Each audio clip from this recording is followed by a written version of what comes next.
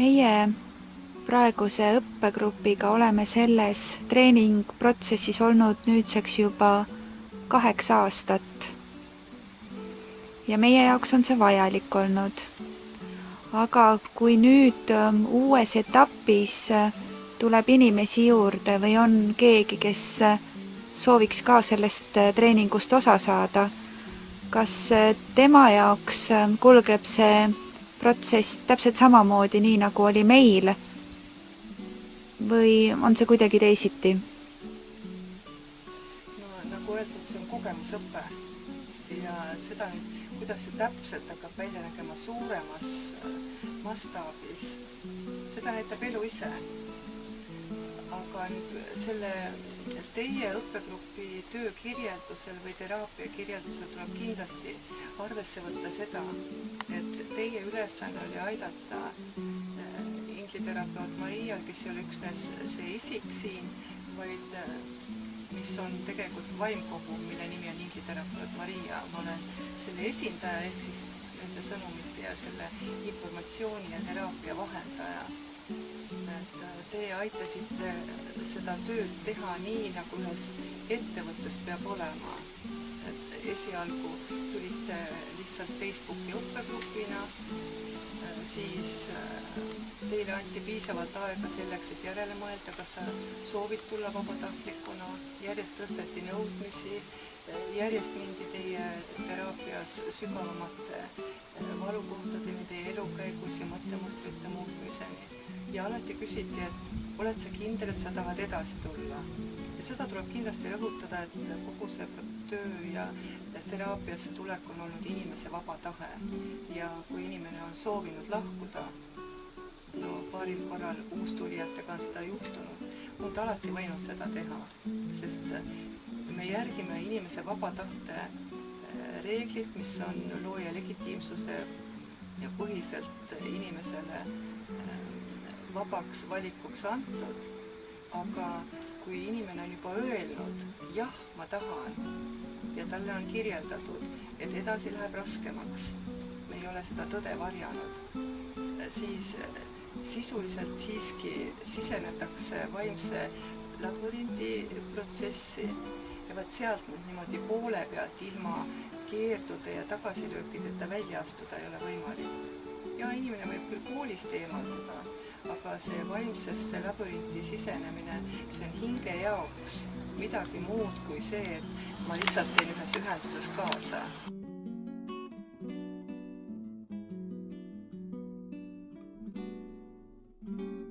Vaimsesse labürinti sisenedes peab inimene teadma, et ta on asunud koostööle kõiksusega ja kõiksus ei ole nii nagu inimese egomaailm, et kui tahan annan sõna ja kui tahan võtan ära. Seal on ei ja jaa on jaa ja sellisel juhul inimest siiski vastavalt tema raviskeemile juhitakse selles töös edasi, aga nii nagu ilmalikus elus tihti öeldakse, et kanda antakse alati nii palju, kui inimene suudab. Kui inimene ütleb, et ma enam ei suuda, siis seda võetakse tõsiselt ja tal võetakse koormat vähemaks. Aga nüüd, kui rääkida sellest meie kooli loomise protsessist, siis seda treeningut kohaldati just nii, et olid ka raskemad perioodid, kus tuli ennast ületada, sest ainult siis saab areng toimuda. Aga alati vaadati inimese annet, tema hetke jõudlust, seda, kuidas ta tuleb oma emotsioonidega toime, sest emotsioonid on need, mis inimese mõtteid eksitavad. Ja samamoodi kindlasti ka tahet. Ja kui nüüd selle teraapia osas mõelda nii teie kui veteranide grupi peale ja ka uustulnuka peale, kes teie mentorluse toel on väga ilusti edasi tulnud ja jõudnud samuti oma avatariga kokku, siis erinevus ongi selles, et teie ülesanne oli luua MTÜ, oli ülesandeks luua teatud dokumendid, aidata luua keskkonnad, aidata teha näidisüritusi, kus on kogukonna kaasamine ja selline ühine meeskondlik vaim. Nüüd uustulnuk sai selle kõigega ühineda ja teie pealt malli võtta, aga tema jaoks ei ole enam vajalik nii pikk protsess, et ta sai pühenduda rohkem oma isikliku ande avamisele ja oma isikliku individuaalsuse tervendamisele.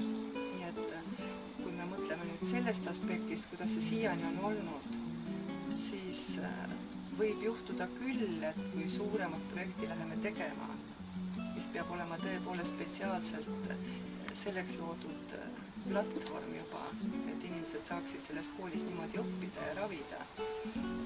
Aga küllap siis, kui on rohkem inimesi, siis saab seda tööd ka jaotada ja teatud kogemus on juba olemas ja kogemuse najal saab kiiremini edasi liikuda. Nii et mida rohkem inimesi liitub, mida suurem on meie jõudlus, seda kiiremini tuleb minna, sest nagu me praegu planeedi seisukorrast näeme, hädasti vajab inimkond juba teistsugust mõttelaadi ja uut suunda, aga seda ei saa teha vägisi ja seda ei saa ka nii teha, et las haigus levib ja oleme kõik kodudes ja pigem loobume kontaktidest, et see praegune periood, mida inimkond kogeb selle pandeemia ja siis selle viiruse levikuga, millest mõned on hirmunud, mõned ei hooli ja nii edasi, on ikkagi see etapp ka maailma kõiksuse osas, et inimene seisatu, ära torma ja pane tähele, kes on sinu lähemad inimesed ja ära unusta ka ennast.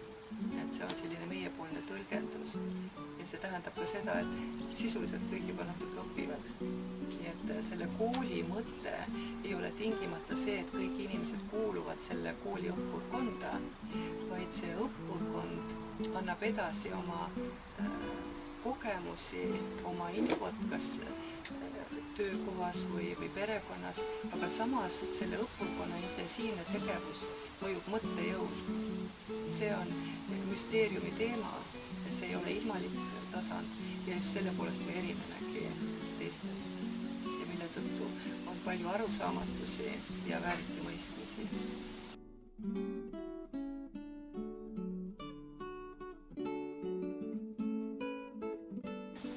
Tegemist on müsteeriumkooliga, nii nagu te just välja tõite ka. Mida see täpselt tähendab või kuidas see väljendub selles koolis õppides? Ja kui me juba nimetame seda, et see on looja ja tema inglite juhitud kool, siis see tähendab ju seda, et see ei ole ilmalik, see ongi müsteeriumi poolt maale laotatud. Ja sisuliselt see tähendab seda, et see maailm, mis ju kõigi inimeste ümber moel või teisel oma mõju avaldab, see vaimne maailm ehk siis paralleelsed dimensioonid. Et see maailm teadliku inimese ja kõrgteaduse koostöö tagajärjel saab nähtavaks. See on sisuliselt ka selline asi, nagu on kas või lõkke ümber trummimine ja laulmine ja loitsude lugemine, mida loodusrahvad teevad ja meie inimesed Eestis ju küllaltki palju ka harrastavad, kas siis teadlikult või siis pigem sellise kaasategemise mõttes, et see müsteerium on ju alati meiega, aga müsteerium vibreerib teisel tasandil ja selle tõttu nüüd, kui me alustame selle teadushariduse kooliga ja kui meil on inglid teejuhiks, siis see on teine vibratsioon. Selle tõttu inimene peab oma vibratsiooni tõstma just mõtete puhastamisega ja oma keha väravate avamisega, mida nimetatakse ka tšakrateks. Ja esmalt on ikkagi see tõe rääkimise ülesanne, sest tõe rääkimine on see, mis annab inimesele julguse, suutlikkus olla, kes ta on, aga samas kindlasti ka teatud sellise kuldse kesktee leidmise ülesande, et tõega peab olema ettevaatlik, et vaata, kellele sa räägid ja mida sa räägid ja usaldada tuleb ikkagi selle müsteeriumi plaani, sellepärast et me ei ole kunagi seda ju siin väitnud oma õppegrupis, et see on meie lugu, et meie seda teeme ja et meie seda inimestena juhime. Et müsteerium on ikkagi kõiksuse teema, mis on kaugelt üle inimese teadvuse ja inimese mõistmisvõime. Ja kui loojal on selline plaan, siis seda me oleme näinud, et looja oma plaani viib ellu vääramatu jõuga. Et isegi siis, kui me praegusel hetkel, kui see võiks üldse võimalik olla, näiteks Maria puhul, laseme tööriistad käest ja aitab küll, et ma enam ei jaksa, inimesed ei tule sellega kaasa või mis iganes, võiks ego tasandilt tulla, mis minu puhul ei saa enam tulla, eks ole küll, aga ma toon selle näite. Et siis loojal oleks kindlasti see plaan ja võib-olla järgmisel hetkel mõtleks, et hea küll, mis siis ikka, lähme edasi. Et see looja plaan, ta läheb igal hetkel ikkagi omas sammus ja kui me ühel hetkel ei näe seda järgmist etappi või mis sellest edasi saab või miski lõpeb ja tekib inimlikult teatud pettumus või väsimus, siis tegelikult tuleb mõista seda, et see teekond ei ole otsetee, vaid see on käänakutega tee ja käänaku tagant võib juba abi tulla või teine lahendus. Et see on selline pungumine, et jõuab üks osa lõppeda, kui tuleb juba teine ja niimoodi kogu aeg niimoodi avanevad need uksed ja aknad. Ja seda on iseenesest, kui ei läbi just parajasti mingit väga rasket emotsionaalset etappi, siis see on väga huvitav jälgida. See on tõendus sellest, et kuidas looja oma imesid teeb. Ta tuleb vaikselt tasakesi. Ühel hetkel on ta kohal, ta ei kuuluta sulle, et ole nüüd valmis, nüüd ma tulen. Lihtsalt on, võta või jäta. Ja selles mõttes peab oskama ka märke tundma ja olukordades jalgele jääma. Vahest võib olla, et see ime on selline, et sa ei oska sellega midagi peale hakata või see on sulle nii harjumatu, et sa võid teha selle ime nägemisel mingisuguseid selliseid samme, mis ei ole sulle küll endal isegi nagu õiged või head, aga kokkuvõttes on see ikkagi eestlastele Maarjamaale üks väga suur ime ja ma olen väga lootusrikas selles osas, et on ainult teatud päevade küsimus, kui me saame selle ime niimoodi avaldada, et inimesed hakkavad seda nägema, et siis sellelt molbertilt võetakse kate ja näidatakse seda olemasolevat maali eskiisi. Kas te olete selleks valmis? Alati valmis. Kunagi näidati teistsugust salvuti, aga praegu see on mu töökäsi, sellega alati valmis ja hingelt alati valmis. Ei saa teisiti.